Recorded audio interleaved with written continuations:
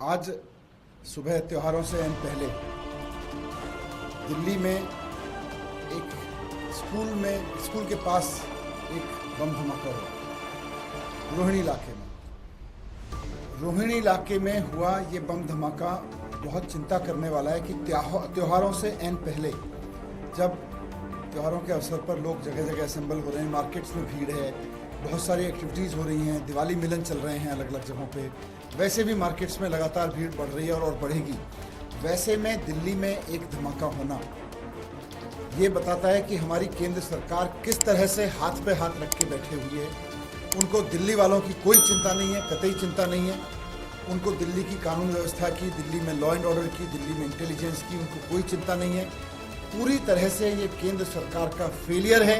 ये बताता है आज का ये धमाका, केंद्र सरकार की पूरी लापरवाही है दिल्ली के लोगों के प्रति। ये जो धमाका हुआ इससे स्कूल की दीवार गिर गई, उसको नुकसान हो गया। मैं शुक्रगुजार हूँ भगवान का कि आज छुट्टी का दिन था। अगर ये हादसा स्कूल के दिन हुआ होता तो सोचो क्या होता और क्या गुजरती उन बच्चों पर जो अपना भविष्य बनाने के लिए वो नन्हे नन्हे बच्चे, मासूम बच्चे वहाँ पर पढ़ रहे हैं। मैं सोच रहा था कि ये चिंता सिर्फ मेरी है आज इस धमाके की। मैं ही हिला हुआ हूँ, डर रहा हूँ।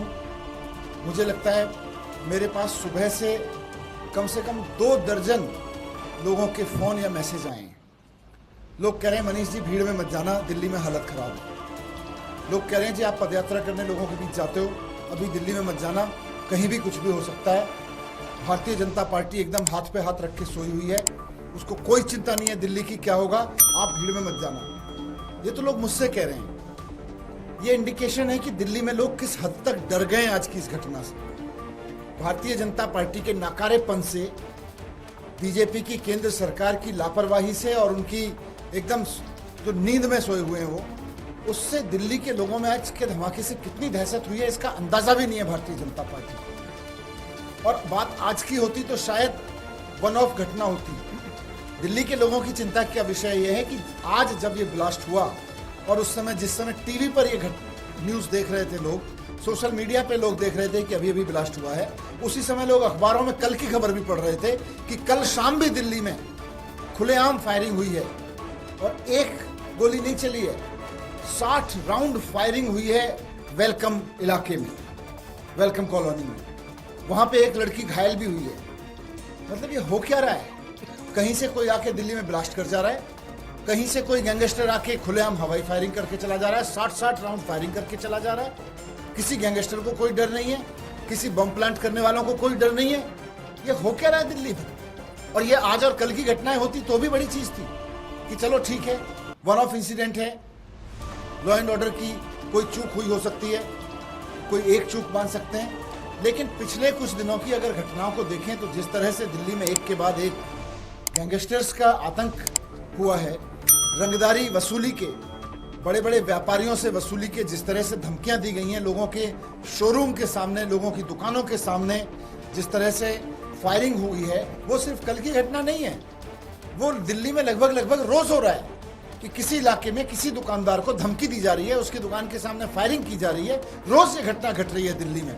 अभी थोड़े दिन पहले मीडिया में ही हाईलाइट हुआ था किस तरह से नारायण विहार में एक बड़े गैंगस्टर ने खुलेआम धमकी देके एक कार शोरूम के मालिक से पैसे मांगे। उसके ठीक पहले महिपालपुर में हमने देखा कि किस तरह से एक होटल मालिक को धमकी देके एक गैंगस्टर ने किस तरह से वहां फायरिंग की, उसको धमकाया और उससे पैसे मांगे, उससे वसूली के पैसे मांगे। उससे पहले हमने देखा कि किस तरह से नांगलोई में एक मिठाई की दुकान के सामने इसी तरह की घटना हुई। गैंगस्टर्स ने खुलेआम वहां पर फायरिंग की और लोगों से पैसे मांगे, उस व्यक्ति से, मिठाई के दुकान वाले से वसूली के पैसे मांगे। ये चल क्या रहा है दिल्ली में? केंद्र सरकार को जरा अंदाजा भी है कि उसके जिम्मे क्या है? भारतीय जनता पार्टी को जरा भी आभास है कि दिल्ली के लोगों ने उसको लॉ एंड ऑर्डर की जिम्मेदारी दी हुई है? दिल्ली की लॉ एंड ऑर्डर की जिम्मेदारी भारतीय जनता पार्टी की है। दिल्ली पुलिस भारतीय जनता पार्टी के हाथ में है।